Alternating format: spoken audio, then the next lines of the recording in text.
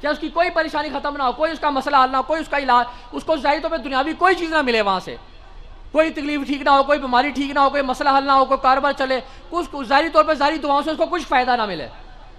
مطلب یہ کہتا ہے ہاں بھی میں مرشد سے دعا کر رہی تھی, میرا مسئلہ نہیں حل ہوا, میرا بھی یہ ایسے نہیں ہوگا, میرا یہ نہیں ہوا. آپ کا پوری زندگی میں ایک مسئلہ بھی حل نہ ہو, بھئی جب مرو گے تو خواجہ جی سرکار کے ساتھ تو ہو گئے نا. بھئی آپ کو دنیا چاہیے کہ آپ کو آخرت چاہیے؟ آپ کو شیطان کی پیروی چاہیے کہ آپ کو رب تعالیٰ کا قرب چاہیے؟ تو جب مریں گے تو خواجہ جی سرکار کے ساتھ ہوں گے. دنیا میں چاہے کچھ نہ ملا, ظاہری طور پہ چاہے دنیاوی طور پہ عیش و آرام بھی نہ ملے, اور عیش و آرام تو فیض والے کو چاہیے نہیں ہوتے, وہ تو رب تعالیٰ اس سے دور رکھتا ہے. رب تعالیٰ کہتا ہے تمہیں فیض چاہیے, تم اس کو چھوڑو, ادھر آؤ, ادھر چھوڑو, ادھر آؤ, اس کلاس کے اندر آؤ. اسکول چھوڑیں گے تو کالج میں جائیں گے نا, اگر اسکول میں داخل ہے تو کالج میں کیسے جائیں گے؟ تو رب تعالیٰ کہتا ہے دنیا کو چھوڑ تو میرے پاس آنا, دنیا کو چھوڑے گا تو میرے پاس آئے گا نا. تو دنیا کے تو کہ ہاں دنیا چاہیے مجھے, تو کہ مجھے رب بھی چاہیے, تو پھر تو وہ چیز نہیں ہے. ہاں آج بھی اگر اس طرح کا کوئی طالب بن جائے جس طرح کے وہ بزرگان دین طالب بنے فیض کے, جس طرح ان کے دل کے اندر طلب تھی, اہمیت تھی فیض کی کہ کتنی اونچی چیز ہے. ہم تو کہتے ہیں فیض یار یہ تو چھوٹی سی چیز ہے, ایک چھوٹے سے جذبات, چھوٹی سی خواہش ہماری اس پر حاوی ہوتی ہے. ہم کہتے ہیں نہیں, یہ خواہش ہماری جو ہے اس کی اہمیت زیادہ ہے اور فیض کی اہمیت کم ہے. بزرگان دین جنہوں نے فیض دیا وہ تو یہ کہتے ہیں کہ یہ دنیا, پوری دنیا تو ایک طرف, اس دنیا کے پورے مال و متاع تو ایک طرف, اس پوری دنیا کے خزانے, پوری دنیا کی سلطنت تو ایک طرف, بلکہ ہزاروں جنتیں بھی ایک فیض کے قطرے پہ ہم نثار کرتے ہیں. کہ جنتیں بھی ہم جو اس پر نثار کرتے ہیں, یہ تو جنت سے بھی اعلیٰ چیز ہے. جن کو اس فیض کی اہمیت کا پتہ تھا کہ یہ فیض کتنی اونچی چیز ہے, کتنی اعلیٰ چیز ہے, کتنی رب تعالیٰ کے قرب جو ہے تعلق ہے, کتنی اعلیٰ چیز ہے.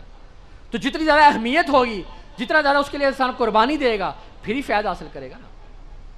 تو یہ تو آپ پر ہے کہ آپ اس کے کتنے طالب بنتے ہو, کتنی کا آپ کے اندر تڑپ ہے, کتنی کی اس کی شدت ہے, اور کتنی کا آپ جو ہے وہ سلسلے کی پیروی کرتے ہو اور سلسلے کے بتائے ہوئے احکامات پر چلتے ہو.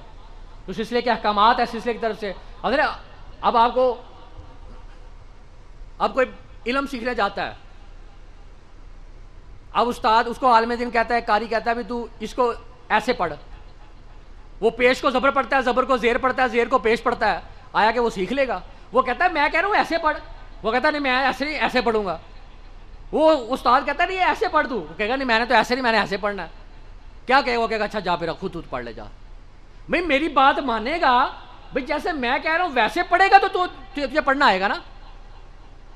میں کہتا ہوں ایسے پڑھ, تو کہتا ہے ایسے پڑھ, تو اس چیز کو نہیں سیکھ سکتا. تو اسی طرح حال ہی ہوتا ہے, مرشد کہتا ہے ایسے چل, وہ کہتا ہے نہیں ایسے نہیں چلنا, میں نے ایسے چلنا ہے. وہ مرشد کہتا ہے بھائی ایسے چل, ایسے یہ تیرے احکامات ہے, یہ اس پر عمل کر. وہ کہتا ہے نہیں میں نے ایسے نہیں, میں نے ایسے چلنا ہے. وہ پھر کیا ہو گا, اچھا بھائی تو نے چلنا ہے پھر اپنی مرضی سے چلی جا. بھائی وہ جو علم میں سکھانا چاہتا ہوں تمہیں, جو حروفوں کی پہچان میں کرانا چاہتا ہوں, جو قرآن میں تمہیں پڑھانا چاہتا ہوں, وہ تم نہیں پڑھ سکو گے.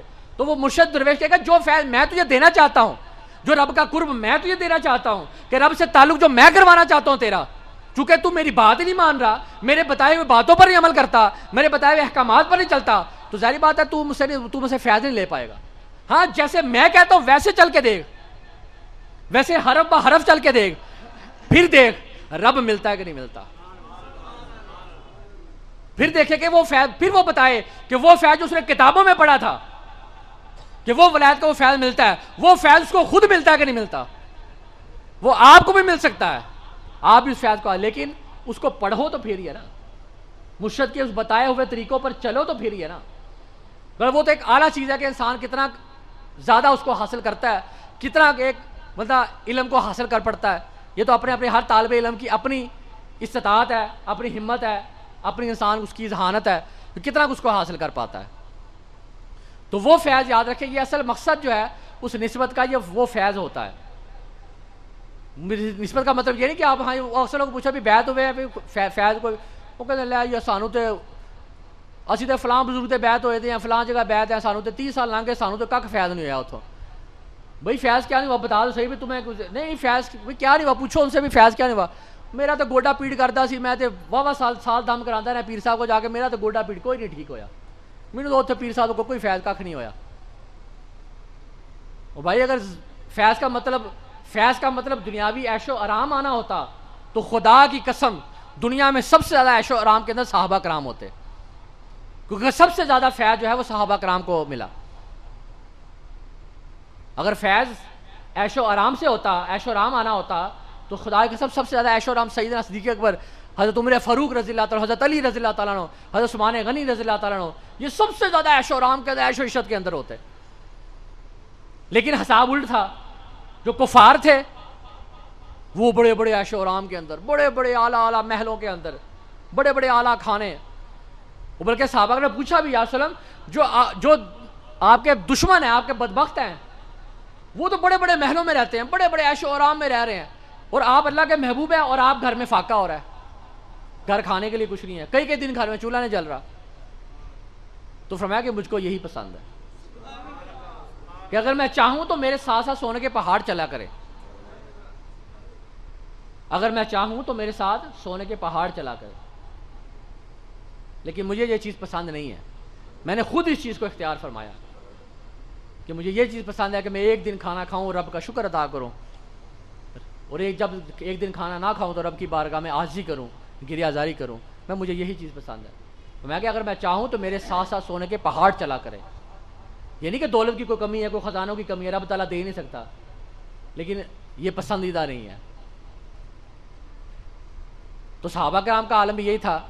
تو فیض کا مطلب یہ تو نہیں ہے پھر تو نبی پاک صلی اللہ علیہ وسلم جو ہے کائنات کے سب سے امیر ترین شخص ہوتے ظاہراً، کہ ظاہری طور پر آپ کی سب سے عالی شان کوٹھی آپ کی کائنات میں دنیا میں ہونی چاہیے تھی.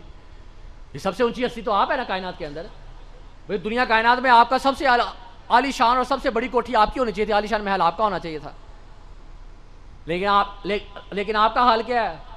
بچھانے کے لیے بستر نہیں ہے، گھر چلانے کے لیے چولہا نہیں ہے، 2 دن فاقہ ہو رہا ہے، 3 دن فاقہ ہو رہا ہے، پہننے کے لیے لباس نہیں ہے مناسب، پیٹ پر پتھر باندھے ہوئے ہیں، کئی دن کھانا کچھ نہیں کھایا، پیٹ پر پتھر باندھے ہوئے ہیں تاکہ کمر سیدھی رہ سکے. تو آپ کا وہ تو صاحب تو الٹ نظر آ رہا ہے. تو فیض کرم یہ نہیں ہوتا، نسبت تعلق اس لیے نہیں ہوتا. تو اگر ہم کوئی بندہ یہ کہتا ہے، لوگ کہتے ہیں بھی ہاں بھی فلاں، ہاں بھی 2 نمبر پیر بڑے، ہاں فلاں 2 نمبر پیر ہے، فلاں جگہ غلط پیر ہے، فلاں جگہ غلط پیر ہے. بھائی قصور ان کا نہیں، قصور آپ کا ہے، قصور آپ لوگوں کا ہے. آپ خود ہی یہ چیز چاہتے ہو کہ بس ٹھیک ہے یہ چیز مل جائے تو اللہ خیر صلی اللہ. ہمارے اب یہاں پہ لوگ بیعت بھی ہو جاتے ہیں، بعض لوگوں کو سمجھاتے بھی رہتے ہیں، سمجھا کے تھک جاتے ہیں کہ بھائی فیض یہ ہے، دین یہ کہتا ہے، اللہ رسول کی محبت یہ ہے، دین یہ سیدھا رستہ یہ ہے. سمجھاتے رہتے ہیں، کئی سال بھی سمجھاتے رہتے ہیں ان کو کہ بھائی یہ فیض ہے، یہ رستہ ہے، یہ حق کا رستہ ہے، یہ دین کا رستہ ہے، یہ اصل چیز ہے. اس کے باوجود بعض لوگوں کا یہ حال ہوتا ہے کہ وہ بعد کا 2-4 سال میں چھوڑ دیتے ہیں. کس لیے بھی ساڑھا یہ مسئلہ، ساڑھا یہ کاروبار تو کوئی تیز نہیں ہویا. جس طرح کا کاروبار جب پیسا کے پاس گئے، جیسا کاروبار حالات اس طرح کے تھے، اس وقت تھے ہمارے پاس 4 سال بعد ہمارے حالات ویسے کے ویسے ہی ہیں. وہ چھوڑ کے چلے جائے تو کہتے ہیں سانو کی فائدہ ہے بیعت ہوتا. ہمارے پاس خود ایسے لوگ آتے ہیں جو بیعت ہوتے ہیں. بہت کم لوگ بیعت ہونے والوں میں کم لوگ اس طرح کے ہوتے ہیں جو صرف رب کے لیے بیعت ہوتے ہیں کہ ٹھیک ہے ہمیں آخرت کے لیے بیعت ہوئے ہیں. یہ ہوتا ہے بھی بیعت ہوئے، ہاں جی ہمارا مسئلہ نہیں حل ہوا. ان کو بتا سمجھایا بھی ایک چیز، سمجھا کے تھا کہ جو نہیں بس مسئلہ حل ہوگا وہی ولی کامل ہے، بس اس کو درویش کامل اس کو ماننا ہے جو بس ہم جو کہہ دیں وہ پورا کر دے. ہم کہتے ہیں ہمارا بیٹا مر گیا، اس کو زندہ کرو، وہ زندہ کر دے تو بھائی ہم مانیں گے، ورنہ ہم نہیں مانتے، ہم درویشی نہیں مانتے کسی کو. بھائی آپ کے ماننے کا معیار اتنا غلط ہے. ہاں کرامات جو اولیاء کرام سے ظاہر ہوئی ہیں بھائی وہ انہوں نے خود ظاہر نہیں کی ہیں. کرامات کسی ولی کامل نے کبھی خود ظاہر نہیں کی، یاد رکھے. یہ کرامت کا ایک نقطہ ہے. جو کرامات آپ بزرگان دین کی سنتے ہیں اور کتابوں کے اندر ہوتی ہیں، کسی بزرگ نے آج تک کرامت نہیں دکھائی، کسی بزرگان دین نے آج تک کرامت نہیں دکھائی. ہاں ان سے کرامت کا ظہور ہو جاتا ہے، رب تعالیٰ ان سے خود بخود ان سے